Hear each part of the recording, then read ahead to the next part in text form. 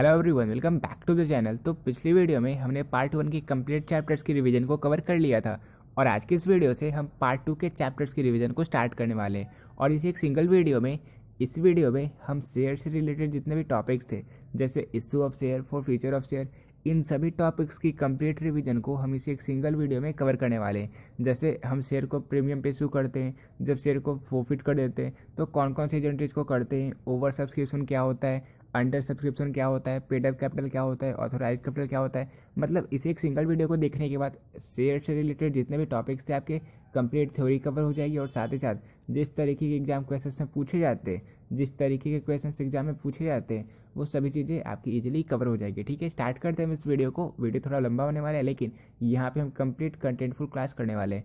तो स्टार्ट करते हैं वीडियो को। सबसे पहले हम ये देख लेते हैं कि कंपनी कहते हैं किसको। तो क्वेश्चन नंबर फर्स्ट है, डिफाइन अ कंपनी, यानी कि कंपनी हम किसे कह सकते हैं। तो देखो सेक्शन 20 में ये साफ साफ वर्णित है कि एक कंपनी हम उसे ही कह सकते हैं, एक कंपनी हम उसे ही कह सकते हैं जो कंपनीज एक्ट 2013 या इसके पहले की कंपनी एक्ट में शामिल हो और वो इससे पंजीकृत हो। ठीक है, यानी कि जो कंपनी कंपनीज एक्ट 2013 में शामिल है और इससे पंजीकृत है या इसके पहले की कंपनी एक्ट में पंजीकृत है, बस उसे ही हम कंपनी कह सकते हैं। ये कहा गया है सेक्शन 20 के तहत। इसके अलावा एक बहुत ही सुंदर सी परिभाषा दी गई है प्रोफेसर हेनी के द्वारा कि अ company is an artificial person. इनकी हर एक बात इंपॉर्टेंट है, हर एक पॉइंट इंपॉर्टेंट है क्योंकि ये सारे फीचर्स होते हैं एक कंपनी के। अ company is an artificial person created by law having a separate entity with a perpetual succession and a common seal. ये जितनी बात इन्होंने कही है प्रोफेसर हनी ने, ये सारे फीचर्स होते हैं कंपनी के। पहला क्या हो गया, पहला हो गया ये कि ये एक आर्टिफिशियल पर्सन होता है, मतलब इसे लॉ के द्वारा क्रिएट किया जाता है, ये एक आर्टिफिशियल पर्सन होता है, ह्यूमन मेड आर्टिफिशियल पर्सन होता है। इसके अलावा क्रिएटेड बाय लॉ, तो लॉ के द्वारा क्रिएट किया जाता है, मैंने आपको बता ही दिया।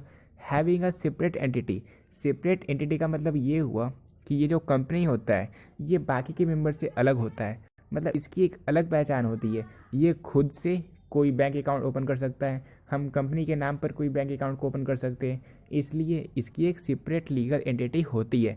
इसके अलावा परपेचुअल सक्सेशन, इसका मतलब ये हुआ कि जितने भी मेंबर्स होते हैं, जितने भी शेयर होल्डर्स वगैरह होते हैं कंपनी के, कंपनी देखो कंपनी अपने पैसे को किस तरीके से रेज करती है, कंपनी अपने कैपिटल को किस तरीके से रेज करती है। कंपनी पहले शेयर इशू करती है, फिर जो जो इंसान होते हैं, जो जो इंसान उस शेयर को परचेज करते हैं वो कहलाते हैं शेयर होल्डर्स। और वो जो शेयर होल्डर्स होते हैं, अगर वो इक्विटी शेयर होल्डर्स हैं तो वही कंपनी के ऑनर होते हैं। ठीक है, और जितने भी ऑनर्स होते हैं, जो भी शेयर होल्डर्स होते हैं, ऐसा तो है नहीं कि कंपनी के जितने डिसीजंस होंगे, बहुत ज़्यादा मेंबर्स होते हैं क्योंकि बहुत ज़्यादा शेयर होल्डर्स होते हैं, तो सभी तो एक साथ मिलकर डिसीजन ले नहीं सकते, इसलिए वो सभी मिलकर एक बोर्ड ऑफ डायरेक्टर को नियुक्त करते हैं ताकि जितने भी मैनेजरियल एक्टिविटी होती है कंपनी की वो सभी मैनेज की जा सके। ठीक है, क्लियर हो चुका होगा आपको कंपनी किस तरीके से कार्य करता है, किस तरीके से कैपिटल रेज करता है, कौन ऑनर होते हैं, मैनेजरियल एक्टिविटी को किस तरीके से मैनेज किया जाता है, ये सारी चीज़ें क्लियर हो गई होगी। तो परपेचुअल सक्सेसर का मतलब ये हुआ कि कोई मेंबर मर गया, उसकी डेथ हो गई, तो ऐसा नहीं है कि कंपनी भी समाप्त हो गया। जैसे पार्टनरशिप में हम देखते थे, सोल ट्रेडिंग में हम देखते थे कि अगर उस पार्टनर की मृत्यु हो गई, अगर उसके ऑनर की मृत्यु हो गई तो वो कंपनी समाप्त हो गया, सॉरी कंपनी नहीं, पार्टनरशिप समाप्त हो गया या सोल प्रोप्राइटरशिप समाप्त हो गया। लेकिन कंपनी के केस में ऐसा नहीं होता क्योंकि इसके शेयर होल्डर्स बहुत सारे होते हैं। तो कंपनी का अगर कोई शेयर होल्डर्स की मृत्यु हो गई तो उस केस में भी कंपनी निरंतर चलता रहता है, मेंबर्स आते जाते रहेंगे लेकिन जो कंपनी है वो निरंतर चलता रहता है।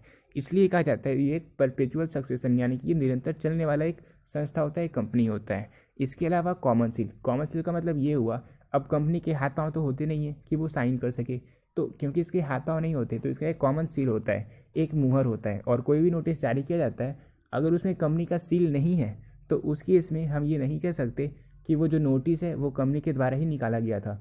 अगर कोई नोटिस कंपनी इशू करेगा तो उस केस में उसका सील होना अनिवार्य है। ठीक है, क्लियर हो गया होगा कंपनी किसे कहते हैं। अब सेकंड नंबर क्वेश्चन है, brightly explain the features of a company. तो कंपनी के क्या क्या फीचर्स होते हैं। ये क्वेश्चन कभी कभी आपके एग्जाम में 5 मार्क्स का पूछा जाता है और मैं आपको हमेशा सजेस्ट करता हूँ अगर आपसे एग्जाम में फीचर्स पूछा जाए, इंपॉर्टेंस पूछा जाए, लिमिटेशन पूछा जाए लॉन्ग में, तो उस केस में आप उसे 6 पॉइंट में आंसर करो। और मैं ऐसा इसलिए सजेस्ट करता हूँ क्योंकि अगर आप इसे 6 पॉइंट में आंसर करोगे तो आपके 5 आउट ऑफ 5 मार्क्स सिक्योर हो जाएंगे। ठीक है, तो इसलिए आप इसे 6 पॉइंट में आंसर करने की कोशिश करो। क्या क्या फीचर होते हैं? पहला होता है वॉलंटरी एसोसिएशन। इसका मतलब ये हुआ कि कोई भी पर्सन अगर वो चाहता है कि वो कंपनी क्रिएट करे तो वो 3 से 4 पर्सन को मिलाकर, 3 से 4 नहीं बल्कि और जो पर्सन होते हैं उन सभी को मिलाकर एक साथ एक बिजनेस को स्टार्ट करता है, और उससे वो कंपनीज एक्ट 2013 के तहत अगर पंजीकृत करवा लेता है तो उस केस में वो एक कंपनी क्रिएट कर सकता है। ठीक है, इसलिए ये एक वॉलंटरी एसोसिएशन होता है, ये एक स्वैच्छिक संगति से बना होता है। ठीक है, कौन? कंपनी। इसके अलावा होता है सेपरेट लीगल एंटिटी।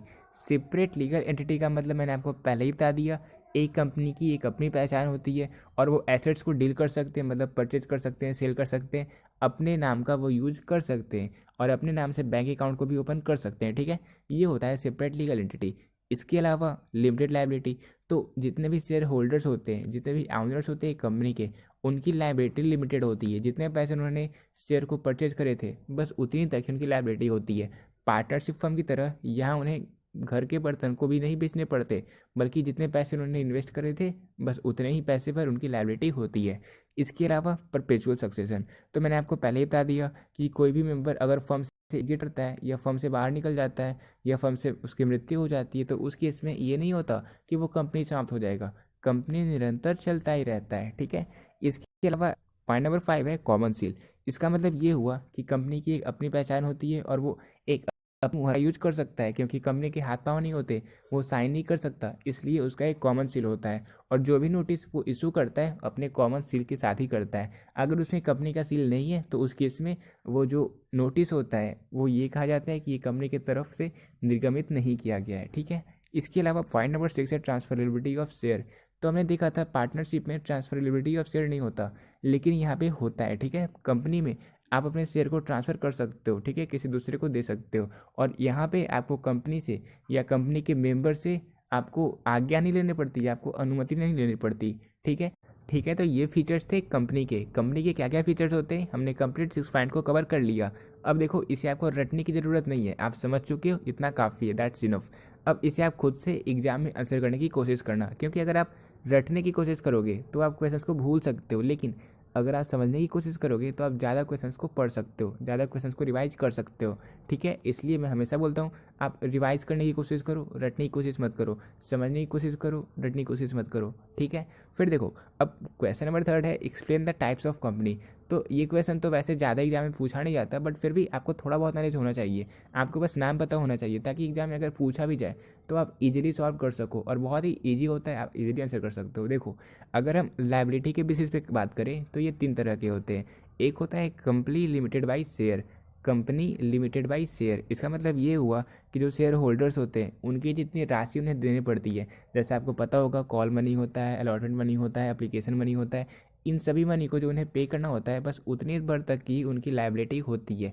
इसके अलावा एक होता है कंपनी लिमिटेड बाई गारंटी। तो कंपनी लिमिटेड बाई गारंटी में एक मेंबर को जितना मेमोरेंडम ऑफ एसोसिएशन में वर्णित है, जितनी राशि मेमोरेंडम ऑफ एसोसिएशन में वर्णित है उतनी राशि देनी पड़ती है। ठीक है, हालांकि उससे ज़्यादा देना नहीं पड़ता, जितना मेमोरेंडम ऑफ एसोसिएशन में वर्णित है कि मेंबर्स को, शेयर होल्डर्स को इतनी पैसे देने पड़ेंगे, उतने ही उन्हें देने पड़ते हैं। ये कहलाता है in case of company limited by guarantee. इसके अलावा एक होता है अनलिमिटेड कंपनी।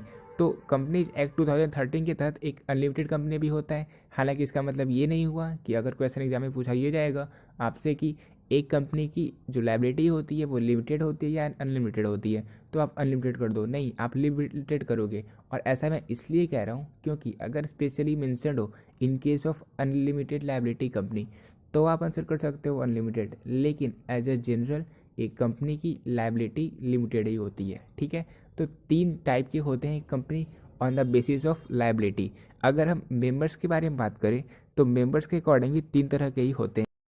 एक होता है 1 पर्सन कंपनी। तो ये हाल ही में 2013 में इंट्रोड्यूस किया गया था 1 पर्सन कंपनी को, ताकि एंटरप्रेन्योरशिप को बढ़ावा दिया जा सके, उद्यमिता को बढ़ावा दिया जा सके, एक पर्सन खुद से ही कंपनी को खोल सके, इसलिए 1 पर्सन कंपनी को स्टार्ट किया गया था 2013 के एक्ट के तहत। इसके अलावा एक होता है प्राइवेट कंपनी। तो प्राइवेट कंपनी वैसी कंपनी होती है जिनका paid up capital minimum 1 lakh rupees होता है। इसके अलावा एक होता है पब्लिक कंपनी। तो पब्लिक कंपनी वैसी कंपनी होती है जिनका मिनिमम पेडअप कैपिटल 5 लाख से ज़्यादा हो, या मतलब 5 लाख हो या इससे ज़्यादा हो, उसे हम कहते हैं पब्लिक कंपनी। हालांकि पब्लिक कंपनी में मिनिमम 7 पर्सन होने चाहिए, तभी उसे हम पब्लिक कंपनी कह सकते हैं। मिनिमम 7 मेंबर्स होने चाहिए उस कंपनी के। इसके अलावा प्राइवेट कंपनी में 200 से ज़्यादा मेंबर्स नहीं हो सकते, ठीक है। और साथ ही साथ जो प्राइवेट कंपनी होते हैं उनके जो सिक्योरिटीज होते हैं उन्हें पब्लिक से सब्सक्राइब नहीं करवाए जा सकते हैं, इसकी मनाही होती है, ठीक है। तो ये अंतर होता है प्राइवेट कंपनी में, पब्लिक कंपनी में, 1% कंपनी में। इन तीनों के बारे में आप बस थोड़ा बहुत आइडिया रखो, आपका काम चल जाएगा, आपको ज़्यादा कुछ पढ़ने की ज़रूरत नहीं है। इसके अलावा एक होता है साइज़ के बेसिस पे। तो साइज़ के बेसिस पे एक होता है स्मॉल कंपनी, एक होता है लार्ज कंपनी। स्मॉल कंपनी वैसे कंपनी होते हैं जिनका पेड अप कैपिटल 50 लाख से ज़्यादा नहीं होता, और अगर कुछ प्रिस्क्राइब्ड है तो उसकी इसमें 5 करोड़ से ज़्यादा नहीं हो, और इसके अलावा जो टर्नओवर होता है वो 2 करोड़ से ज़्यादा एक्सीड ना करे। मतलब जो प्रॉफिट हो रहा है, जो लॉस हो रहा है साल में, साल के अंत में, वो 2 करोड़ से ज़्यादा ना हो। और अगर प्रिस्क्राइब्ड है कुछ उसमें प्रिस्क्राइब्ड किया गया है तो उस केस में 20 करोड़ से ज़्यादा नहीं होना चाहिए। और लार्ज कंपनी वैसे कंपनी होते हैं जो स्मॉल कंपनी के जो फीचर्स हैं उसे फॉलो नहीं करते, मतलब यहाँ पे लार्ज अमाउंट में कैपिटल वगैरह होते हैं, तो उसे हम कहते हैं लार्ज कंपनी, ठीक है। इसके अलावा अगर हम कंट्रोल के बेसिस से बात करें तो एक होता है holding and subsidiary company. Subsidiary company यानी कि होल्डिंग कंपनी वैसे कंपनी होते हैं जिनका कंपनी के शेयर कैपिटल पर 50% से ज़्यादा पर अधिकार हो, ताकि वो जितने भी फैसले हो वो खुद से ले सके, उन्हें हम कहते हैं होल्डिंग या सब्सिडियरी कंपनी। इसके अलावा अगर हम एक्सेस टू कैपिटल के बारे में बात करें तो एक्सेस टू कैपिटल से अगर हम देखें तो 2 टाइप के होते हैं कंपनी। एक होता है लिस्टेड कंपनी। लिस्टेड कंपनी वैसे कंपनी होते हैं जो नेशनल स्टॉक एक्सचेंज या बॉम्बे स्टॉक एक्सचेंज, इन दोनों में से किसी में भी लिस्टेड है, वैसे कंपनी कहलाते हैं लिस्टेड कंपनी। यानी कि इंडिया की जो रिकॉग्नाइज स्टॉक एक्सचेंज है उनमें उनका नाम होना चाहिए। इसके अलावा वैसे कंपनी जो ना ही NSE ना ही BSE, इन दोनों में से किसी भी स्टॉक एक्सचेंज में लिस्टेड नहीं होते, वो कहलाते हैं अनलिस्टेड कंपनी, ठीक है। फिर अगर हम कुछ और कंपनीज के बारे में देखें तो एक होता है गवर्नमेंट कंपनी। गवर्नमेंट कंपनी वैसी कंपनी होता है जिस पर गवर्नमेंट का, अब गवर्नमेंट आप ये कह सकते हो या तो सेंट्रल गवर्नमेंट या तो स्टेट गवर्नमेंट या सेंट्रल और स्टेट गवर्नमेंट दोनों का एक कंपनी के 50% से ज़्यादा पर अधिकार हो, वैसे कहलाते हैं गवर्नमेंट कंपनी। और एक होता है फॉरेन कंपनी। फॉरेन कंपनी वैसे कंपनी होते हैं जो इंडिया के आउटसाइड रहते हैं, लेकिन इंडिया में उनकी कोई ब्रांच रहती है या फिर इलेक्ट्रॉनिक मोड में इंडिया में बिजनेस रन करता रहता है, तो वैसे कंपनी को हम कहते हैं फॉरेन कंपनी, ठीक है, जो इंडिया के आउटसाइड रहते हैं। फिर अब हम ये देखने वाले हैं कि शेयर कैपिटल क्या होता है। हमने ये सभी चीज़ें कवर कर ली कि कंपनी कितने टाइप के होते हैं। अब हम एक इंपॉर्टेंट क्वेश्चन देखने वाले हैं कि शेयर कैपिटल क्या होता है, और ये क्वेश्चन आपके एग्जाम में कई बार पूछा गया है। अगर आप किसी भी प्रीवियस ईयर क्वेश्चन को उठाकर देख लो, हो सकता है ना मिले, लेकिन ज़्यादातर पूछा जाता है। मैं आपको बता देता हूँ, ये एक इंपॉर्टेंट क्वेश्चन है और बहुत ही सिंपल सा टर्म है, आपको अच्छे से समझ में आ जाएगा। देखो, एक कंपनी जो होती है वो होती है आर्टिफिशियल पर्सन, और ये जो है वो कैपिटल को जनरेट खुद से नहीं कर सकती, क्योंकि इसमें जो कंपनी होती है वो पैसे दूसरों से लेती है। किससे लेती है? शेयर होल्डर से लेती है। कैसे लेती है? तो कंपनी क्या करती है, शेयर को इशू करती है, वो सभी को इनवाइट करती है, जितने भी बाहरी लोग होते हैं उन्हें इनवाइट करती है कि आप मेरे शेयर को परचेज करो, और फिर हमें जितना भी प्रॉफिट होगा हम आपसे शेयर करेंगे उस पार्ट में। तो इस तरह की से वो क्या करते हैं, सर्विस पर्सन को जॉब वगैरह करते हैं या जो भी किसी अन्य तरीके से कमाई करते हैं, उनसे वो शेयर को परचेज करवाती है, ठीक है। वो शेयर को इशू करती है। जितने भी सर्विसमैन होते हैं जिन्हें लगता है कि ये कंपनी अच्छा कर सकती है, ग्रोथ के चांसेज हैं, तो वो उसके शेयर को परचेज करते हैं। आपको पता ही होगा अच्छे से, शेयर मार्केट के बारे में आपको अच्छे से पता भी होगा, हो सकता है बिजनेस स्टडी में आपने पढ़ा भी है, ठीक है। तो आप क्या करते हो, उसे परचेज करते हो। फिर जब आप उस शेयर को परचेज करते हो तो आप कहलाते हो share holders of the company. आप उस कंपनी के शेयर होल्डर्स बन जाते हो, ठीक है। और ये जो शेयर होल्डर्स होते हैं कोई एक नहीं होता, बल्कि वो बहुत सारे शेयर को और बहुत सारे शेयर होल्डर्स होते हैं। तो हमने पार्टनरशिप फर्म में तो देखा था कि जो भी पर्सन पार्टनर्स होते थे सभी का सेपरेट कैपिटल अकाउंट हम प्रिपेयर करते थे, लेकिन यहाँ पे 100% रहते हैं, तो इतना तो ईजी है नहीं कि सभी पर्सन का हम अलग से कैपिटल अकाउंट प्रिपेयर करें। तो इस कारण हम एक ही अकाउंट को प्रिपेयर करते हैं। जितने भी मनी होती है, जितने भी पैसे होते हैं जो बाकी के शेयर होल्डर्स पे करते हैं, उन सभी को हम एक ही अकाउंट में रिकॉर्ड करते हैं, और वो कहलाता है शेयर कैपिटल अकाउंट, ठीक है। क्लियर हो गया? तो ये हमने क्लियरली देख लिया कि शेयर कैपिटल क्या होता है। और देखो, अगर आपको इस फाइल की, अगर आपको शेयर कैपिटल के कंप्लीट चैप्टर्स की PDF को डाउनलोड करना है तो उसे आप लोग डाउनलोड कर सकते हो। कैसे? आप चेक करना कमेंट सेक्शन, या आप डिस्क्रिप्शन बॉक्स भी चेक कर सकते हो, वहाँ पे मैंने इस फाइल का लिंक शेयर कर दिया, ठीक है। लिंक पर क्लिक करना, फिर आपको एक पासवर्ड को टाइप करना है। आप टाइप कर सकते हो PRAKASH, यानी कि प्रकाश आप टाइप करोगे PRAKASH, सारे वर्ड शॉर्ट में टाइप करना। फिर ये जो फाइल होगा ये ओपन हो जाएगा। फिर इसे आप डाउनलोड भी कर सकते हो, जब चाहो जहाँ चाहो रिवाइज कर सकते हो। आज के आज आप इस कंप्लीट चैप्टर्स को अच्छे से रिवाइज कर लेना। तो अब हम देखने वाले हैं क्वेश्चन नंबर 5 को। 5 नंबर क्वेश्चन है, explain in brief the main categories in which the share capital of a company is divided.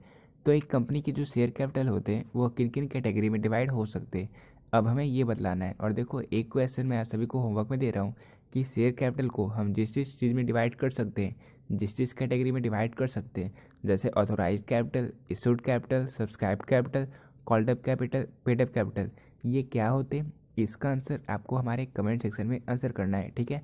और ये क्वेश्चंस आपके फ्रिक्वेंटली पूछे जाते हैं कि ऑथोराइज कैपिटल क्या होता है, इसके अलावा पेड अप कैपिटल क्या होता है। तो इसलिए इसका आंसर आपको हमारे कमेंट सेक्शन में करना ही करना है, ताकि मुझे भी पता चले कौन से बच्चे हैं जो वीडियो को बस देख नहीं रहे हैं बल्कि समझ भी रहे हैं। तो आपको इस क्वेश्चन को आंसर करना है। इसके अलावा क्वेश्चन नंबर 6 है, what is memorandum of association.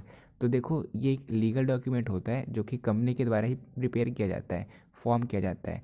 और रजिस्ट्रेशन प्रोसेस में जो लिमिटेड कंपनी होती है वो मेमोरेंडम ऑफ एसोसिएशन को इसलिए प्रिपेयर करती है, इस लीगल डॉक्यूमेंट को इसलिए प्रिपेयर करती है ताकि जो शेयर होल्डर्स हैं इनके रिलेशंस को हम सही तरीके से डिफाइन कर सके।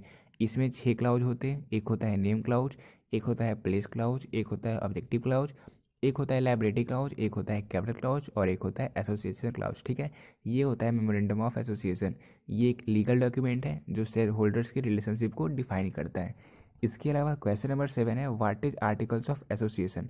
तो आर्टिकल्स ऑफ एसोसिएशन ये जनरली एक आप कह सकते हो रूल्स और रेगुलेशन यहाँ पे बताया रहता है कि एक कंपनी की जो मैनेजमेंट की जा रही है वो किस तरीके से की जानी चाहिए, कौन कौन से उसके रूल्स हैं, कौन कौन से रेगुलेशंस हैं जिन्होंने फॉलो करना है।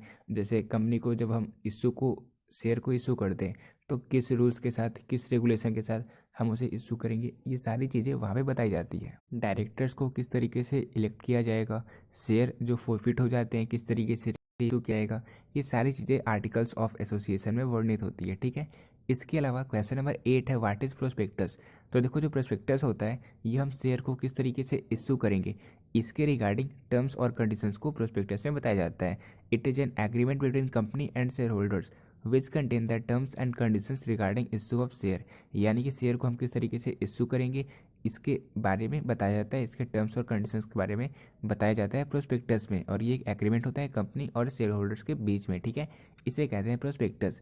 इसके अलावा 9 नंबर क्वेश्चन है, define share, explain its types. तो total capital of a company is divided into unit of small denomination, each such unit is called share. मैंने आपको बताया था बहुत सारे शेयर इशू किए जाते हैं और इन्हें जो परचेज करते हैं, जो इन्वेस्ट करते हैं वो कहलाते हैं शेयर होल्डर्स।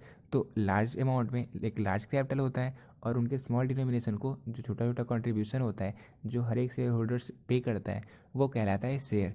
शेयर कितने तरह के होते हैं? शेयर होते हैं 2 तरह के, एक होता है प्रेफरेंस शेयर, एक होता है इक्विटी शेयर। प्रेफरेंस शेयर हम किसे कहते हैं? तो इनको राइट मिला रहता है कि जो डिविडेंड होता है वो फिक्स्ड रेट में इक्विटी शेयर होल्डर से पहले इन्हें पे किया जाएगा, लेकिन फिक्स्ड रेट में, ठीक है।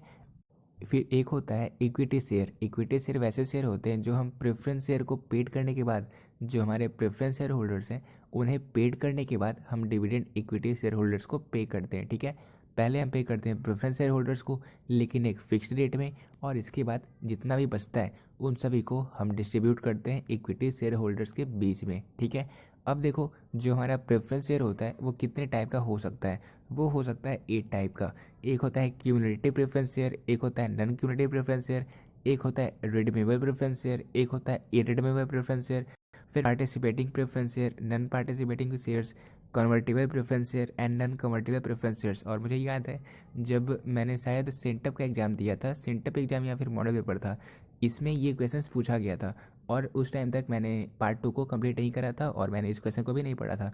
तो वो क्वेश्चन उस टाइम तो मैंने स्किप कर दिया था और मुझे लग रहा था कि थोड़ा हार्ड क्वेश्चन है, लेकिन ये सारे बहुत ही बेसिक क्वेश्चन है। एक बार बस आपको पता होना चाहिए। अब मैंने आपको बोल दिया प्रेफरेंस शेयर्स 8 तरह के होते हैं, आपको याद हो गया। आप याद करोगे क्यूमुलेटिव प्रेफरेंस शेयर तो आपको नॉन क्यूमुलेटिव प्रेफरेंस शेयर ऐसे ही याद हो जाएंगे। आप याद करोगे रिडीमेबल प्रेफरेंस शेयर तो इरिडीमेबल प्रेफरेंस शेयर ऐसे ही याद हो जाएंगे। फिर पार्टिसिपेटिंग वैसा ही हो गया, कन्वर्टिबल वैसा ही हो गया।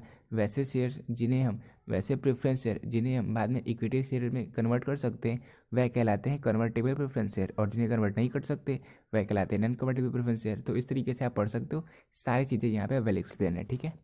इसके अलावा क्वेश्चन नंबर 10 है differentiate between equity share and preference share. तो इक्विटी शेयर और प्रेफरेंस शेयर इन दोनों के बीच क्या डिफरेंस है।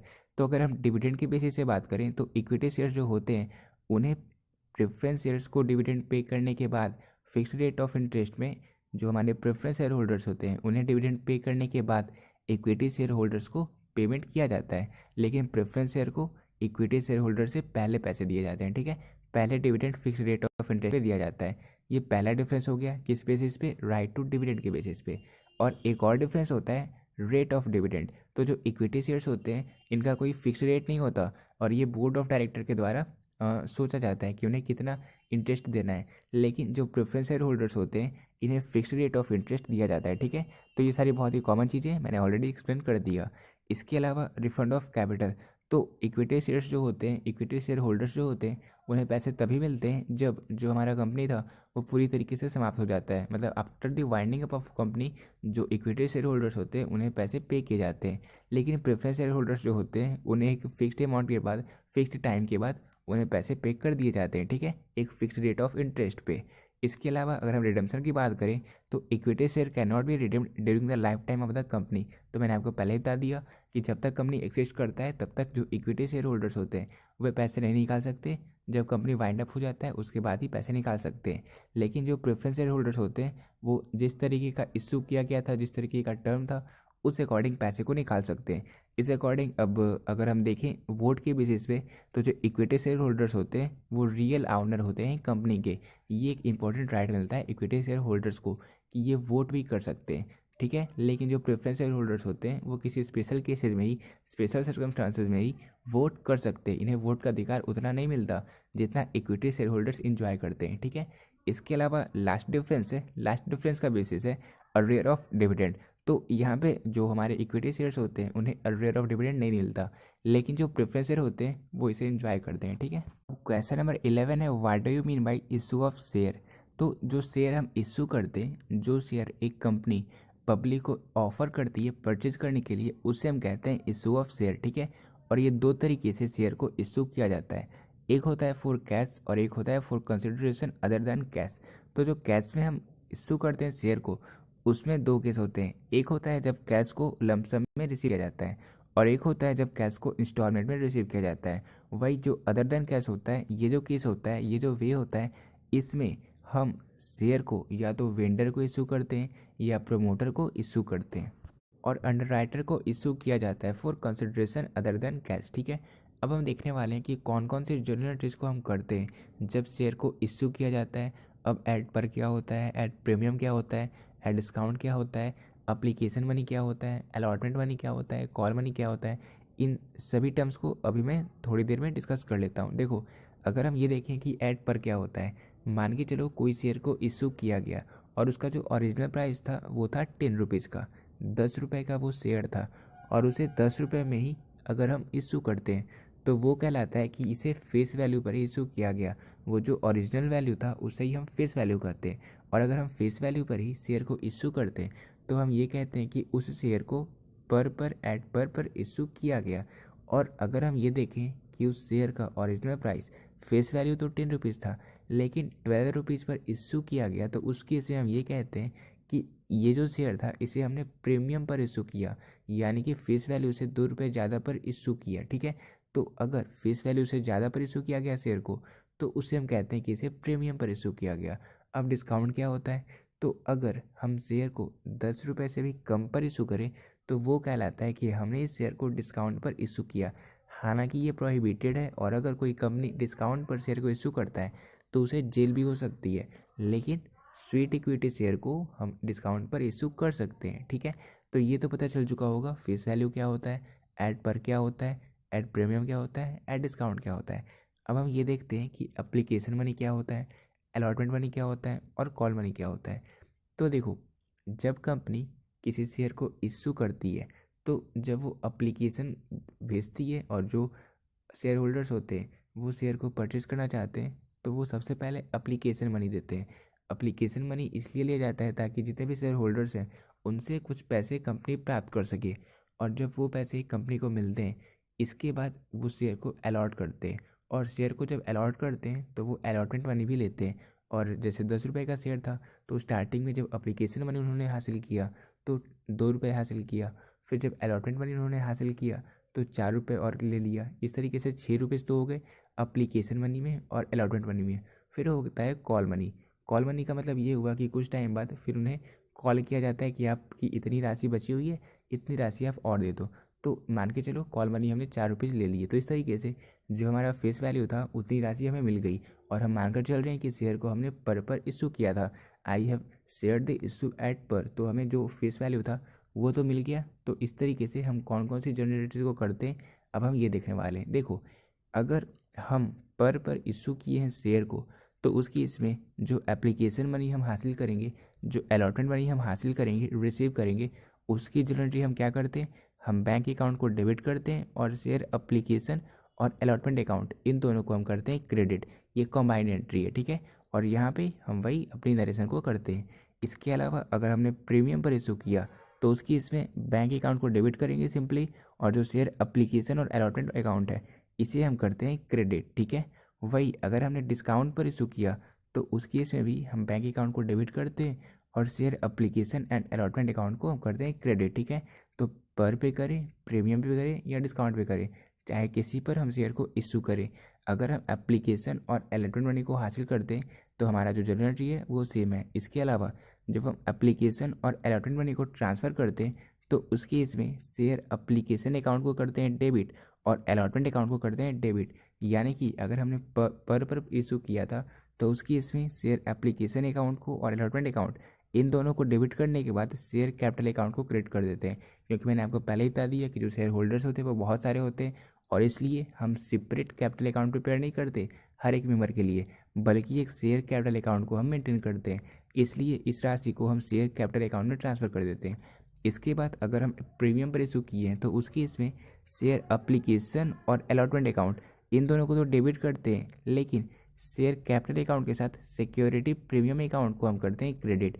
यानी कि अगर हमने प्रीमियम पर इशू किया तो यहाँ पे क्रेडिट साइड पे हम सिक्योरिटी प्रीमियम अकाउंट की जो राशि थी उसे इंडिकेट करते हैं कॉल मनी जब हम रिसीव करते हैं, एप्लीकेशन एंड अलॉटमेंट मनी जब हम रिसीव करते हैं तो उस टाइम। इसके अलावा अगर हमने डिस्काउंट पर इशू किया है किसी शेयर को तो उसकी इसमें शेयर एप्लीकेशन और अलॉटमेंट अकाउंट को तो डेबिट करते हैं और साथ ही साथ डिस्काउंट जो हमने दिया था उस शेयर पर उससे भी हम लोग डेबिट करते हैं और फिर शेयर कैपिटल अकाउंट को करते हैं क्रेडिट। तो यहाँ तो मैंने आपको ये बता दिया कि अगर हम एप्लीकेशन और अलॉटमेंट मनी हम रिसीव करते हैं और उसके बाद शेयर कैपिटल में हम जब ट्रांसफ़र करते हैं तो हम कौन सी एंट्री को करते हैं। अब जिस प्रोसीजर के साथ हमें जो जो कुछ पहले मिलता है, पहले हमें मिलता है एप्लीकेशन मनी, फिर मिलता है अलॉटमेंट मनी और फिर मिलता है कॉल मनी, उसकी एंट्रीज को हम सिस्टमेटिक वे में किस तरीके से करते हैं पहले हम ये देख लेते हैं। देखो, जब हमें एप्लीकेशन मनी मिलती है तो उसे उसके इसमें बैंक अकाउंट को करते हैं डेबिट और शेयर एप्लीकेशन अकाउंट को हम क्रेडिट करते हैं। Being application money received on, जो भी शेयर का ये था और जो उनकी वैल्यू थी वो हम यहाँ पे रिकॉर्ड करते हैं, नरेट करते हैं। इसके बाद जब उस एप्लीकेशन मनी को हम शेयर कैपिटल अकाउंट में ट्रांसफ़र करते हैं तो शेयर एप्लीकेशन अकाउंट को कर देते हैं डेबिट और शेयर कैपिटल अकाउंट को कर देते हैं क्रेडिट, ठीक है। और फिर हम एंट्रीज करते हैं being application money transfer to share capital account, ये हम नरेट करते हैं। इसके बाद जब हमें अलॉटमेंट मनी मिलती है, मैंने आपको बता दिया पहले मिलती है एप्लीकेशन मनी, फिर मिलती है अलॉटमेंट मनी और फिर हमें मिलता है कॉल मनी। तो जो अलॉटमेंट मनी जो बाकी रहती है उसे हम शेयर अलॉटमेंट अकाउंट को डेबिट करते हैं और शेयर कैपिटल अकाउंट को क्रेडिट करते हैं। इसके बाद जब हमें अलॉटमेंट मनी मिल जाती है तो हम बैंक अकाउंट को डेबिट करते हैं, शेयर अलॉटमेंट अकाउंट को क्रेडिट करते हैं। फिर इसके बाद जो हमारी कॉल मनी होती है, जो बकाया होता है, उसमें हम शेयर कॉल अकाउंट को डेबिट करते हैं। अब शेयर में फर्स्ट कॉल होता है, सेकंड कॉल होता है, तो ऐसा भी हो सकता है कि 2 से 3 कॉल में भी हम मनी को, पूरी मनी को हासिल करें, ठीक है। तो शेयर कॉल अकाउंट डेबिट करते हैं और शेयर कैपिटल अकाउंट को हम करते हैं क्रेडिट। फिर जब कॉल मनी हमें मिल जाती है तो उसकी इसमें फाइनली बैंक अकाउंट को हम करते हैं डेबिट और शेयर कॉल अकाउंट को कर देते हैं क्रेडिट, ठीक है। तो अभी जो मैंने आपको बताया था कि शेयर को 3 तरीके से इशू किया जा सकता है, इशू ऑफ शेयर एट पर, issue of share at premium and issue of share at discount. अब ये तीनों मैंने आपको अच्छे से बता दिया। अगर फेस वैल्यू पर शेयर को इशू करते हैं तो वो कहलाता है इशू ऑफ शेयर एट पर, अगर फेस वैल्यू से ज़्यादा पर इशू करें तो वो कहलाता है issue of share at premium, और यहाँ पे फेस वैल्यू से जो ज़्यादा की राशि होती है वो कहलाता है प्रीमियम, और उसे हम शेयर कैपिटल में नहीं दर्शाते, वो शेयर कैपिटल का पार्ट नहीं होता, बल्कि उसे हम एक अलग से अकाउंट में रिकॉर्ड करते हैं, जो होता है हमारा सिक्योरिटी प्रीमियम अकाउंट। और सिक्योरिटी प्रीमियम अकाउंट को हम बैलेंस शीट के रिजर्व एंड सरप्लस हेड के अंतर्गत रिकॉर्ड करते हैं, ठीक है। तो मैंने आपको जर्नल एंट्री में भी दिखाया था कि हमने अलग से सिक्योरिटी प्रीमियम अकाउंट को क्रेडिट किया था और साथ ही साथ हमने शेयर कैपिटल अकाउंट को भी क्रेडिट किया था। इसलिए सिंपली आप समझ सकते हो कि जो हमारा सिक्योरिटी प्रीमियम अकाउंट होता है वो शेयर कैपिटल का पार्ट नहीं होता। इसके अलावा एक होता है इशू ऑफ शेयर डिस्काउंट, तो ये गवर्नमेंट की तरफ से प्रोहिबिटेड है, मनाही है। आप इस तरीके के शेयर को डिस्काउंट पर इशू नहीं कर सकते। अगर आप ऐसा करते हो तो आपसे 1 लाख से ज़्यादा की राशि का फाइन लगाया जा सकता है, ठीक है। और साथ ही साथ आपको जेल भी हो सकती है, ठीक है। तो इस बात का ध्यान रखना। और इसके अलावा अगर कोई कंपनी कैश बुक को प्रिपेयर करता है तो उस केस में आपने देखा था, एक तो हम allotment money, application money receive करते हैं और एक बार हम उसे ट्रांसफ़र करते हैं शेयर कैपिटल अकाउंट में। तो जब हम ट्रांसफ़र करते हैं शेयर कैपिटल अकाउंट में तो वो तो एंट्री हम जनरल एंट्री में करते ही करते हैं, वो हम कैश बुक में रिकॉर्ड नहीं करेंगे। लेकिन जब हम रिसीव करते हैं शेयर अलॉटमेंट मनी को, शेयर अप्लीकेशन मनी को, तो यहाँ पे ये जो हमारा बैंक अकाउंट हम शो करते थे डेबिट साइड में, अब हम क्या करेंगे, अब हम उसे रिकॉर्ड करेंगे कैश बुक में। जैसे share application account, share allotment account, security premium account, share calls account और share call in advance account, इन सभी को हम कैश बुक में रिकॉर्ड करते हैं, ठीक है। अब क्वेश्चन नंबर 13 है, व्हाट इज अंडर सब्सक्रिप्शन। तो देखो, अंडर सब्सक्रिप्शन वो केस होता है जब जितने शेयर कंपनी के द्वारा इशू किए गए थे उतने पब्लिक उसे परचेज नहीं करते, यानी कि कुछ शेयर ऐसे ही रह जाते हैं बिना परचेज किए हुए, तो वो केस कहलाता है अंडर सब्सक्रिप्शन का। यानी कि जितने शेयर कंपनी के द्वारा इशू किए गए थे पब्लिक के द्वारा उतने शेयर टेक ओवर नहीं किए गए, सब्सक्राइब नहीं किए गए, कुछ शेयर ऐसे ही रह गए, तो उसे हम कहते हैं अंडर सब्सक्रिप्शन, ठीक है। और देखो, ये जो हमारा अंडर सब्सक्रिप्शन का केस होता है, यहाँ पे हम जर्नल एंट्री बस उन्हीं की करते हैं जो पब्लिक के द्वारा सब्सक्राइब किए गए हैं, जो पब्लिक के द्वारा परचेज किए गए हैं, ठीक है। इसके अलावा क्वेश्चन नंबर 14 है, what do you mean by call in arrears. तो कॉल इन अरियर का मतलब ये हुआ कि जो शेयर होल्डर्स होते हैं वो एप्लीकेशन मनी पे कर दिए, मान के चलो अलॉटमेंट मनी भी पे कर दिए। अब जब कॉल मनी की बारी आई तो वो ये कह रहे हैं कि हमारे पास पैसे नहीं है और वो पैसे पे नहीं कर पाए, तो उस केस में जो उनकी बकाया राशि हो जाती है, अगर वो पे नहीं कर पाते तो वो जो केस होता है वो कहलाता है कॉल इन अरियर का। और अगर वो ये कहते हैं कि कुछ टाइम बाद में पैसे दे दूंगा तो उस पर 10% का चार्ज लगाया जाता है, ठीक है। इसे हम कहते हैं कॉल इन अरियर, यानी कि जो पैसे डिमांड किए गए थे कंपनी के द्वारा वो पैसे अभी जो सबसे होल्डर्स थे वो पे नहीं कर पा रहे हैं, तो उस पर 10% का चार्ज लगाया जाता है, ताकि आप जब नेक्स्ट राशि दोगे तो उस पर 10% का ब्याज लगा रहेगा। अब क्वेश्चन नंबर 15 है, what do you mean by call in advance. तो ये कॉल इन अरियर का जस्ट उल्टा होता है। पिछले में हमने देखा था कि जो कंपनी जितने पैसे डिमांड करती है, अगर कॉल मनी के पैसे वो नहीं दे पाते, अप्लीकेंट नहीं दे पाते, तो उसकी इसमें 10% का चार्ज लगाया जाता है।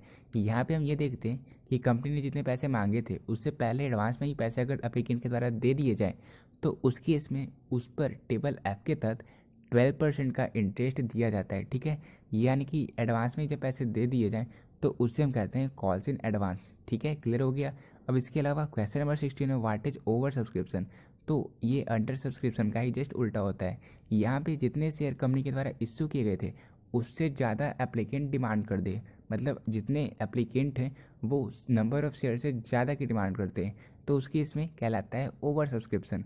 और यहाँ पे जो कंपनी होते हैं ये 3 तरीके से इसे डील करते हैं। सबसे पहले वो क्या करते हैं कि कुछ शेयर के जो जो कुछ एप्लीकेंट होते हैं उन्हें रिजेक्ट कर देते हैं, यानी कि कोई एप्लीकेंट को कोई भी शेयर नहीं दिया जाता। इसके अलावा वो क्या करते हैं कि जितने भी एप्लीकेंट थे उन्होंने जितने नंबर ऑफ़ शेयर को डिमांड करा था उससे कुछ कम उन्हें देते हैं, यानी कि सम एप्लीकेंट्स में be allotted less number of share than they applied for. तो इसे ही हम कहते हैं प्रो राटा अलॉटमेंट, ठीक है। प्रो राटा अलॉटमेंट क्या होता है, अगर एक कंपनी एप्लीकेंट के द्वारा जितने शेयर डिमांड किए गए थे, जितने शेयर के लिए अप्लाई किया गया था उससे कम शेयर दें तो उसे हम कहते हैं प्रो राटा अलॉटमेंट। और इसके अलावा वो क्या करते हैं, और बाकी के जितने एप्लीकेंट हैं उन्होंने जितनों के लिए अप्लाई किया था उन्हें फुल शेयर दे देते हैं, तो वो कहलाता है फुल अलॉटमेंट, ठीक है। तो 3 तरीके से डील करते हैं। सबसे पहले क्या करते हैं, कुछ शेयर को रिजेक्ट कर देते हैं, कुछ एप्लीकेंट को रिजेक्ट कर देते हैं। शेयर को रिजेक्ट नहीं करते बल्कि एप्लीकेंट को रिजेक्ट कर देते हैं। और इसके अलावा प्रो राटा अलॉटमेंट करते हैं, यानी कि जितने की डिमांड करी गई थी, जितने के लिए अप्लाई किया गया था उससे कम शेयर देते हैं। और इसके अलावा कभी क्या करते हैं कि जितने भी एप्लीकेंट थे उन्होंने जितने की डिमांड करी थी उन्हें उतने शेयर दे दिए जाते हैं, ठीक है। तो इस तरीके से 3 तरीके की एंट्रीज को करते हैं। देखो, अब हम ये देखने वाले हैं कि ओवर सब्सक्रिप्शन और अंडर सब्सक्रिप्शन इन दोनों के बीच क्या डिफरेंस होता है। तो देखो, ओवर सब्सक्रिप्शन में जितने ऑफर किए जाते हैं कंपनी के द्वारा शेयर उससे ज़्यादा एप्लीकेशन रिसीव होते हैं। लेकिन अंडर सब्सक्रिप्शन में जितने शेयर ऑफर किए जाते हैं कंपनी के द्वारा, उससे कम एप्लीकेशन रिसीव होता है, ठीक है। इसके अलावा अगर अलॉटमेंट के बेसिस से बात करें तो अंडर सब्सक्रिप्शन में जो अलॉटमेंट होता है वो फुल बेसिस पे किया जाता है, लेकिन जो ओवर सब्सक्रिप्शन होता है यहाँ पे प्रो राटा बेसिस पे अलॉटमेंट किया जाता है। या ऐसा भी होता है कि किसी एप्लीकेंट को कोई भी शेयर नहीं दिया जाता है, ठीक है। अगर हम बात करें रिफंड के बेसिस पे तो ओवर सब्सक्रिप्शन में जो जिनके जिनके एप्लीकेंट को रिमूव कर दिया जाता है, मतलब रिजेक्ट कर दिया जाता है, उनके पैसे को रिफ़ंड कर दिया जाता है। लेकिन अंडर सब्सक्रिप्शन में ऐसा कुछ नहीं होता, क्योंकि यहाँ पे किसी को रिजेक्ट करता ही नहीं है, या तो खुद ही अंडर सब्सक्रिप्शन का केस बनता है, ठीक है। तो ये दोनों डिफरेंस होते हैं, ये तीनों डिफरेंस होते हैं over subscription and under subscription के बीच में। अब इनकी अगर हम जनरल रिस्क की बात करें तो देखो, यहाँ पे ओवर सब्सक्रिप्शन के केस में शेयर एप्लीकेशन अकाउंट को डेबिट करते हैं, फिर हम शेयर कैपिटल अकाउंट को क्रेडिट करते हैं, शेयर अलॉटमेंट अकाउंट को क्रिएट करते हैं और कॉल इन एडवांस अकाउंट को क्रिएट करते हैं। और इसके बाद एट द एंड हम बैंक अकाउंट को करते हैं क्रेडिट, जो हमने रिटर्न कर दिया, जो पैसे हमने उन्हें दे दिए, ठीक है, in case of over subscription. फिर हम वही अपनी नरेशन को करते हैं। इसके अलावा अब क्वेश्चन नंबर 18 है, how to issue of share for consideration other than cash. तो मैंने आपको बताया था एक कैश पर इशू किया जाता है और एक इशू किया जाता है कंसिडरेशन अदर देन कैश पे। यहाँ पे ऐसा होता है कि एसेट्स को परचेज कर लिया जाता है, ऐसा केस होता है। तो यहाँ पे अगर पर पे इशू किया गया तो हम एसेट अकाउंट को डेबिट करते हैं और वेंडर या बैंक अकाउंट को क्रेडिट करते हैं। इसके अलावा अगर हमने प्रीमियम पर इशू किया है, अगर हमने डिस्काउंट पर इशू किया, तो वही सेम एंट्री हम करते हैं अगर हमने एसेट को परचेज किया और जो बाकी के पैसे थे उसे पेड किया है तो, ठीक है, कैश में। तो इसके अलावा जब हम शेयर को अलॉट करते हैं, वेंडर को भी जब हम शेयर अलॉट करते हैं, तो हम सेम उसी तरीके की एंट्रीज को करते हैं, उसी तरीके के जनरल एंट्रीज को करते हैं जो हम कैश में करते थे। बस यहाँ पे हम वेंडर अकाउंट को डेबिट करते हैं, ठीक है। बाकी अगर हमने प्रीमियम भी किया है तो उस केस में हम सिक्योरिटी प्रीमियम अकाउंट को क्रेडिट करते हैं और साथ ही साथ शेयर कैपिटल अकाउंट को भी क्रेडिट करते हैं और वेंडर अकाउंट को हम करते हैं डेबिट। इसके अलावा अगर हमने डिस्काउंट पर इशू किया तो उस केस में वेंडर अकाउंट को डेबिट करते हैं और discount on issue of share account को डेबिट करते हैं। मतलब जिस तरीके से वहाँ एंट्री करते थे उस तरीके से यहाँ पे भी एंट्री करते हैं, बस यहाँ पे हम वेंडर अकाउंट को डेबिट करेंगे। इसके अलावा नंबर ऑफ शेयर को कैलकुलेट करने का फॉर्मूला एट पर में ये है कि यहाँ पे हम अमाउंट ड्यू को फेस वैल्यू से डिवाइड कर देते हैं। वही नंबर ऑफ शेयर निकालने का अमाउंट ऑफ अगर हम प्रीमियम में देखें तो होता है amount due divided by face value plus premium. यानी कि फेस वैल्यू कितनी थी, फेस वैल्यू थी 10 अगर, और प्रीमियम कितनी थी, प्रीमियम 2 थी, तो 10 + 2 यानी कि 12 हो गया। इस तरीके से हम शेयर को कैलकुलेट करते हैं, ठीक है। इसके अलावा अगर हम जनरल को देखें, if share issue to promoter, अगर हम प्रोमोटर को इशू करते हैं तो वहाँ पे हम गुडविल अकाउंट को डेबिट करते हैं और शेयर कैपिटल अकाउंट को क्रेडिट करते हैं, ठीक है। ये छोटे छोटे जनरलिटीज कभी कभी आपसे शॉर्ट नहीं पूछे जा सकते हैं। इसके अलावा share issue to underwriter for commission, तो कमीशन के लिए अगर अंडर राइटर को हम शेयर इशू कर दें तो उसके इसमें अंडर राइटिंग कमीशन अकाउंट को डेबिट करते हैं और शेयर कैपिटल अकाउंट को करते हैं क्रेडिट। फिर क्वेश्चन नंबर 19 है, what is sweet equity share. ये मैंने आपको बता दिया था कि इसे हम डिस्काउंट पे इशू कर सकते हैं। इसके अलावा क्वेश्चन नंबर 20 है, what do you mean by right issue of share. और क्वेश्चन नंबर 21 है, what do you mean by forfeiture of share. ये सारी चीज़ मैंने आपको पहले ही बता दी। अगर शेयर जो होते उनकी मनी को एप्लीकेंट पे नहीं कर पाते तो उस शेयर को फॉरफिट कर दिया जाता है और वो जो राशि होती है वो उसे वापस लौटाई भी नहीं जाती, तो इसे कहते हैं फॉरफीचर ऑफ शेयर। अब कौन कौन सी एंट्रीज को हम करते हैं, अगर शेयर को फॉरफिट किया जाता है तो उस केस में एट पर इशू किए गए शेयर को फॉरफिटर करने के लिए शेयर कैपिटल अकाउंट को करते हैं डेबिट और बाकी की जो राशि होती है जैसे शेयर अलॉटमेंट अकाउंट जो हम रिसीव नहीं किए हैं, share first call account, share final call account, इन सभी को करते हैं क्रेडिट और हम शेयर फॉरफिटेड अकाउंट को भी कर देते हैं क्रेडिट, ठीक है। अब अगर शेयर प्रीमियम की राशि प्राप्त नहीं हुई तो हम इन सारी एंट्रीज को करते हैं, ठीक है। और अगर डिस्काउंट पर इशू किए गए शेयर को फॉरफिचर किया जाता है तो हमेशा discount on issue of share account को क्रेडिट किया जाता है, जैसा कि आप यहाँ पे जनरेटिव में देख सकते हो, ठीक है।